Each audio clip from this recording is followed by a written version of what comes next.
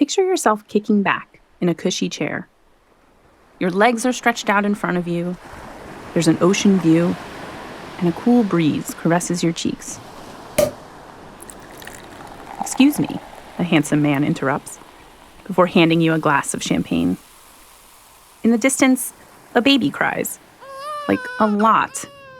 But you can't hear it. Just soothing white noise, rustling pages, and the clink of metal forks against glass plates. This is what it's like to fly business class, and it does not come cheap. Now, it might have been a while since you got on a plane, so let's recap. Over the past 10 years, air travel for the average person has started to suck. Sure, prices are down, but so is legroom, seat width, even the number of bags you can bring on board. Meanwhile, the space in the front of the plane just keeps getting nicer. Flying business class used to mean a wider chair. Now it can mean a seat that turns into a bed, a privacy wall, silk pajamas, hand cream, lip balm, even name brand perfume. And the service is totally better. All of this isn't really for travelers. It's for airlines. Business class seats are a huge moneymaker. Take the route between New York and Los Angeles. Just 10% of its passengers are business class ticket holders. But those passengers account for 21% of the route's aggregate revenue. There's just one problem with this model, or at least one planetary problem. Business class is a major factor in airlines' carbon footprint.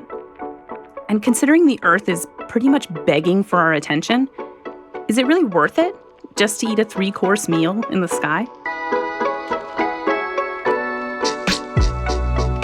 This is the Quartz Obsession, a podcast that explores the fascinating backstories behind everyday ideas and what they tell us about the global economy. I'm your host, Kira Bindrum. Today, business class, and how a 20th century perk became a luxury arms race. I'm joined now by David Yanofsky, who is known in our newsroom as Yano. Now, Yano is the editor in charge of data and visualizations at Quartz, and he is based in Los Angeles. How is LA today? It's always a great day in LA. The weather is 70 degrees and sunny? It is beautiful. It is another beautiful day in Los Angeles. You are our data dude, as I put it in my notes, which is like not something I've ever called you. But you're also kind of our aviation expert. Why is that? I actually don't know how you got so interested in this topic. It was kind of a hobby of necessity. I was living on the opposite side of the country from my partner and would have to fly a lot. And so I very quickly started looking into how to get cheap flights, how to make my flight experience better, and spending a lot of time on airplanes. You see a lot of stories and ended up writing a lot of them up. But now I live in Los Angeles with my wife. It's incredible how many of these how you got into it stories start with something from someone's partner. Like we're all finding stories with whomever we're dating. Mm-hmm. But I actually want to start with like some history. I want to go back in time. When did this idea of a business class emerge? So in the early days of aviation, there was really only one type of service. There was just the airplane. And there was also regulation in place that said you can only charge one fare per flight. So what really brought about the introduction of business class was the change in laws that said airlines, U.S. airlines, can now offer different fare classes. They can charge different amounts for people on the same airplane. So when did that happen? That happened in the 1950s, but we didn't end up really seeing business class pop up until the late 70s. And so the first airline to introduce a class of service targeted at business class travelers was British Airways. And they introduced their club service. But they offered, this product that wasn't first class. Businesses were never going to pay for their salesmen to fly first class if they're not their top executives. But by offering a business class, this is now a better experience, a nicer product that you can convince your boss to pay for. Okay, so in 1950-ish, there's deregulation. Now airlines can charge different fares. They start discounting because people want to take shorter trips or they can book really far in advance. Like they don't need the same flexibility that the business class passenger does. They want to offer that differentiation because they can make more money by doing that. More people traveling is more money for the airlines. So they say, oh, how do we get more people onto this plane? And you say, well, we charge a cheaper ticket. Well, how do we protect the high ticket prices that we get business travelers? Well, let's create tickets that are very inconvenient for a business travel. You have to book it 14 days in advance. You have to stay over a weekend. If you're a business traveler, you want to get in and out. You want to fly out on a Wednesday and fly back on a Thursday and be at home for family dinner. So business class kind of starts as a more expensive ticket or whatever, same price ticket, non-discounted ticket because of you need the flexibility, basically. Yeah. Yeah, that's actually a pretty good way to think about it, where business class was not really an upgrade. It was more that the discounts was a downgrade. And so to keep business travelers to pay similar fares into the future, they had to offer better service. You've kind of touched on this, but I feel like it's a question that I don't know the answer to. Maybe other people don't either. What is the difference between business class and first class? A name, words, a state of mind. There's no international definition of business class. There's no international definition of first class. It's marketing at its core, but generally, business class is referred to as the middle class of service when a plane has three classes. So you have economy, you have business, and you have first. Yeah, that makes sense. They should call it like very good investment class or something, like something that really sells it. That's how they pitch it, though. That's lots of airlines. That's like one of the huge selling points of business class from airlines is your employee that you're sending on this business trip needs to be rested and ready for action when they get there. There's this great British Airways commercial. They show him in a scene in, like, say, London, right in front of Big Ben, and he crawls into bed. Good night. Fades to black, sun goes down. And then the light comes up, and he's in bed in Times Square, and he gets out of bed and he says, Good morning. The only truly flatbeds in business class. That's it. Who doesn't want that? Go to bed in London, wake up in New York. Let's do it. That's a good ad. That is super compelling. We have talked about sort of the history of business class, let's say 1950s deregulation through the 80s when business class starts to really take off.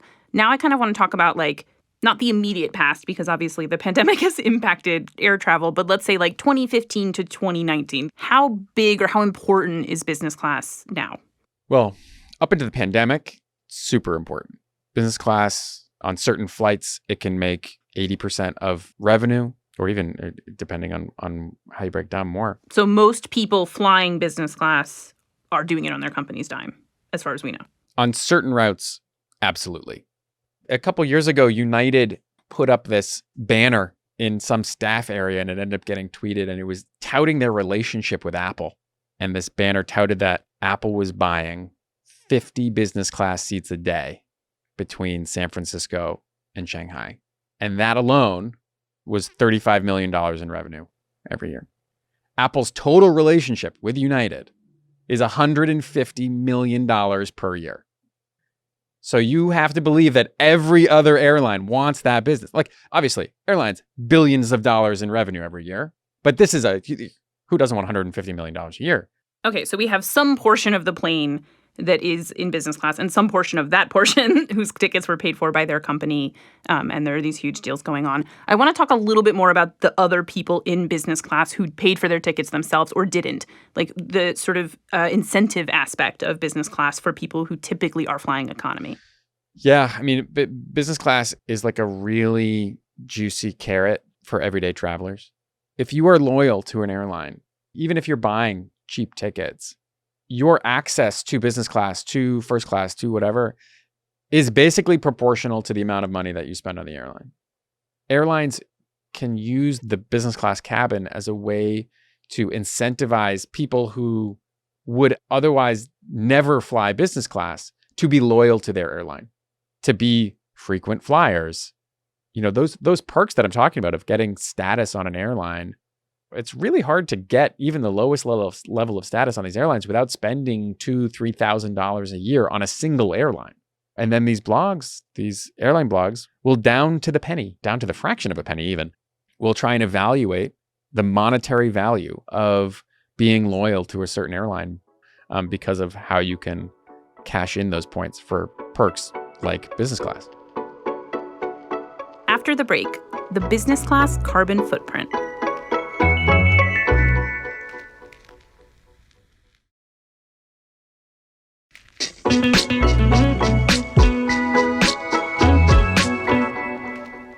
Okay, so we have been talking about how important business class is to airlines' bottom line. Now I kind of want to get into how important it is to the planet, and specifically from sort of an environmental or sustainability perspective.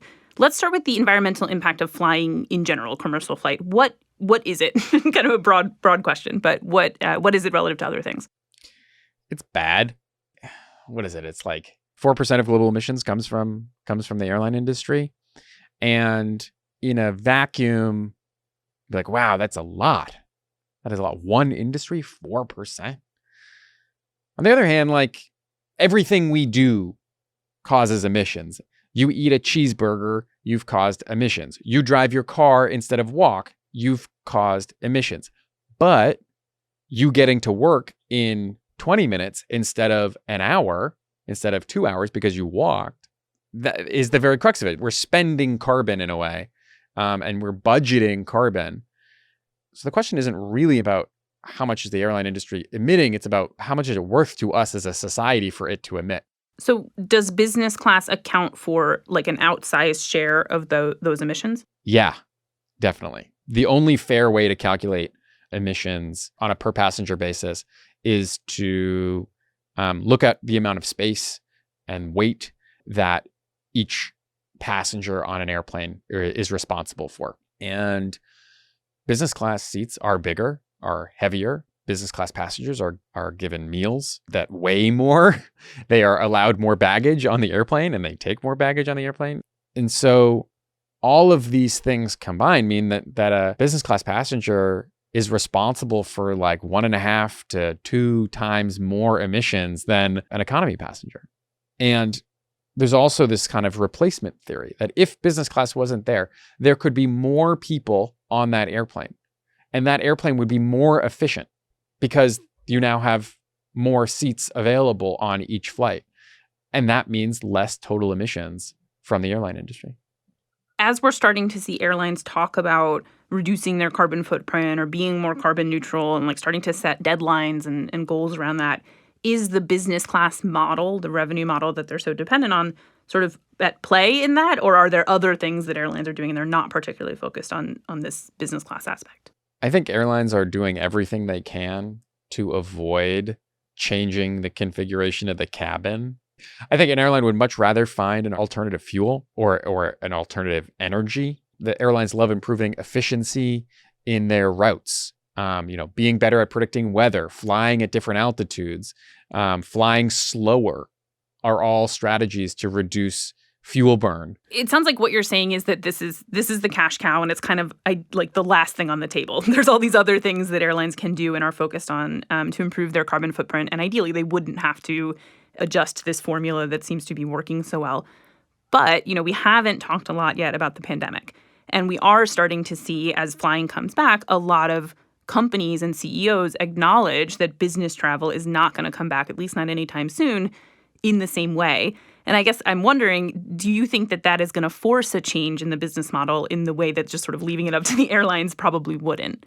Airlines are very reactive to the economic climate. We saw that during the pandemic. Airlines had to park airplanes, right? They didn't just keep on flying and no one was on them. No, they parked airplanes, they cut schedules, they changed what they offered and how they offered it very quickly. But yeah, I mean, at the end of the day, if there's any industry that is sensitive to demands of its customers and the economics of its industry, it's airlines. They are very hyper focused on maximizing the revenue from every airplane that flies. And if they have business passengers that are looking for more sustainable ways to travel, they're going to have to adapt. It seems like since this fragmentation of the ticket types, everything is set up to incentivize airlines to continue developing and getting more revenue out of the front of the plane, and the back of the plane, the seats are getting smaller, everything's getting worse. Do you think if we do see this sort of pandemic-induced change in the demand for business travel, we might see a world in which there's all this energy and incentive going into making economy a better experience? Or how do you see that maybe playing out? I think that's definitely possible. I mean, the most sustainable way to travel is to travel on an airline that doesn't offer business class. Someone deciding to not fly business class and fly economy, and that seat in business class gets left empty, there's no change in the carbon emissions on that airplane. To fly on an airline like Southwest, instead of an airline that offers business class, you're creating demand for a product that is more carbon efficient. And the aggregate demand for more sustainable travel modes is going to be the thing that drives lowering emissions in the airline industry. And that includes people traveling by other modes. That includes someone who takes a train instead of flying is making a carbon negative choice. So the best thing for a sustainably minded business traveler to do would not necessarily be to take an economy seat and then glare at the business class people as they walk by them, but rather fly an airline that doesn't have business class at all, or investigate, where it's reasonable, a different and more sustainable mode of transportation in the first place. Is that right? Yeah. Or like many companies have realized, don't travel, do a video call. Let's say I am a human who has committed to flying less, but I still got to go places, Yano. I still got vacations to go on. I still want to leave my continent, let's say. But I'm committed to not using business class because I do care about the planet. I'm on, an airline that doesn't have it or something. Is there any way to kind of replicate the experience of business class in economy? There is a way to build your own business class. It's not as good as flying business class, but it's pretty close. Okay, give me the recipe. What's the process here? Okay. So let me just start off by saying that this is going to cost more than you're used to spending to fly. However, with maybe $150 extra, you get very close to that business class experience. And that includes maybe getting a credit card with an airline that gives you expedited screening at the airport, or signing up for something like Clear or PreCheck and Global Entry in the United States. Then you can also pay a little bit extra to the airline to get a slightly nicer seat, something with a little extra legroom. That little extra legroom seat usually allows you to board sooner, might allow you to have a checked bag included. All of these perks that come standard with a business class ticket. But before you get on the plane, you go and you pick up food in the terminal. You're finding very nice food. Maybe you pack it for yourself, whatever you want. But most importantly, you are traveling with a thermos. That's not where I thought this was going. Yes. No, this is the most important thing. If you want to simulate business class while flying economy, you must travel with a thermos. And you must travel in an airport that has a soft serve ice cream machine. Because one of the true joys of business class is you have your meal and then they bring you an ice cream sundae. And you enjoy this nice ice cream sundae on an airplane and you are carefree. And so you get that soft serve in the thermos and you crack open that thermos, an hour before you're supposed to land, and you start eating that ice cream and you say, yeah, life is good. You do all that, you can get a pretty close to business class experience. The one thing that you're never going to get in economy is a flight attendant who cares for you as much as a flight attendant in business class. And that is just a numbers game. Okay, this is what I'm taking away from our whole conversation. Are you ready? Yeah. Ideally, fly on flights without business class. Invest in PreCheck or something that gets you through the security line faster. Mm-hmm. Invest in extra legroom if that's something that's important to you. Invest in a thermos. This is the most important one. I actually feel like I've learned more about you from how important the thermos is to your experience than I have about business class, but I like it. I will say, I do travel enough to be one of these people that airlines treat nicely. And I do get upgraded regularly enough that I'm just getting the ice cream in business class. Okay, I have one last question for you. When we fly again and we make small talk with people next to us on the plane, what is your favorite fun fact about business class? What is the thing I'm going to whisper to business class as I walk by them with my thermos back to my premium economy seat? Well, my favorite fun fact about business class, which most people think is stupid, members of Congress fly on government fares, which one, are paid for by the government, and two, are cheaper. But the airline miles that members of Congress and federal government employees traveling on business accrue to them personally. And so while government officials are not allowed to buy business class tickets, usually, you often see them flying in business class because they fly so often that they have status on the airlines and they have so many miles. They have more miles than they know what to do with, that they can upgrade themselves on every single flight. Now, some politicians appreciate the optics of that and do not do that. I think famously, Bernie Sanders sitting like in front of, one row in front of Elizabeth Warren or vice versa during the 2020 campaign primary season. And there was lots of hullabaloo around that happenstance. Politicians are stealing our upgrades. That's what I'm hearing you say. Yeah. Because it's not fun. That's an infuriating fact. But I'll take it. Thank you so much, Yano, for joining me on this episode. You're welcome. That's our obsession for the week. This episode was produced by Katie Jane Fernelius. Our sound engineer is George Drake, and the theme music is by Taka Yasuzawa and Alex Sukira. Special thanks to editors David Yanofsky in Los Angeles and Alex Osula in New York. If you liked what you heard, please leave a review on Apple Podcasts or wherever you're listening. Tell your friends about us. Be like, hey, next time you need to fly somewhere, check out this great podcast. Then head to qz.com/obsession to sign up for Quartz's weekly obsession email and browse hundreds of interesting backstories.